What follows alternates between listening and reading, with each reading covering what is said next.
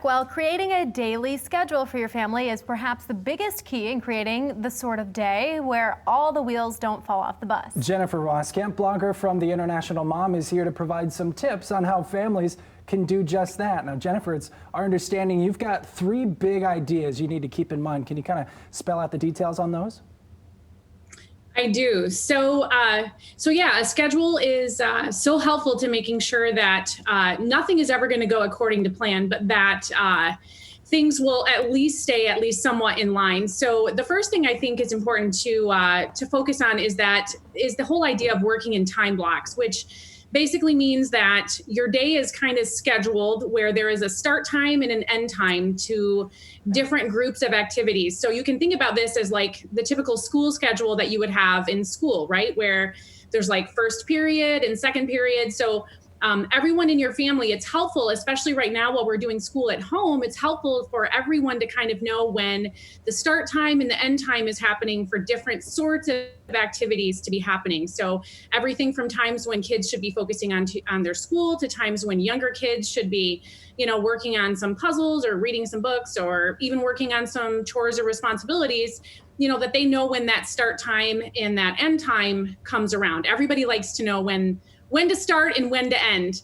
And then I think the second thing to focus on is that everyone should kind of know what they should be doing during that time. So the thing that I find as a homeschooling mom of 9 that can really help things go a little bit more smoothly is if everybody kind of knows what they're supposed to be doing throughout the day, because when they don't know that, they're kind of left to their own devices. And that's when you have kids, kind of wandering around doing this or that and making this tornado and that tornado all over the house. And then the next thing you know, you get to the end of the day and it's just a bunch of chaos everywhere. So if to some extent during each one of these time blocks, everybody kind of has an idea of the sorts of things that they should be doing during any given time, it kind of helps keep the day a little bit more reeled in.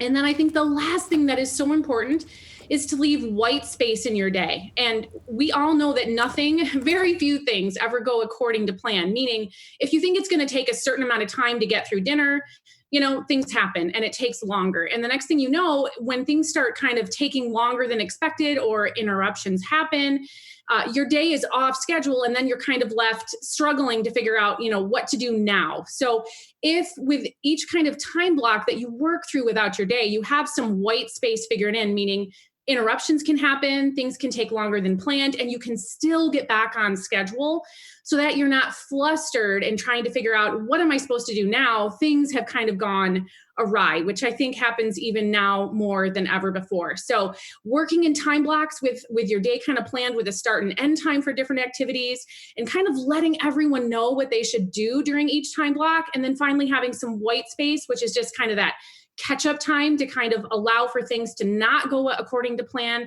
but still to have some sense of normal and some sense of what is supposed to be happening during every day is so helpful.